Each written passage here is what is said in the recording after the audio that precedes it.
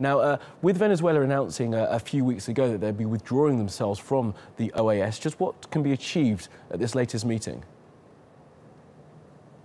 Well, they still are members right now, and I think what's going to happen is they're going to apply the democratic charter, which was actually signed by all, including the government of Venezuela at the time, that is Hugo Chavez, on September 11th, 2001.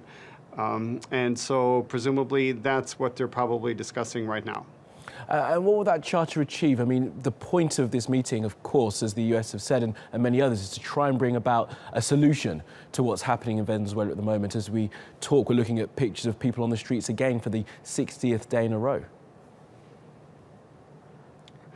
Right. And I think that's really the problem here, is that there is no mechanism really that that can be applied to Venezuela other than sanctions, because I don't think the Democratic Charter actually anticipated something like this, where the government would simply slide slowly but surely into what is effectively a dictatorship right now, and that they would starve their own people and continue to permit that to happen for such a long time, plus that the military would be so involved in the corruption that they wouldn't then act or simply tell the president to go.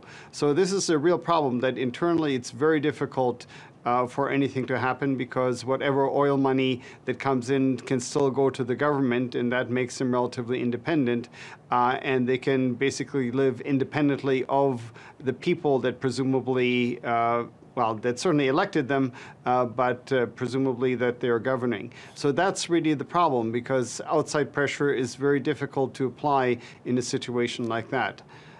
Plus, of course, Goldman Sachs just bought up a whole bunch of Venezuelan bonds at a very good price, and that actually supports the government as well. So now they have a little bit more breathing room despite this diplomatic pressure.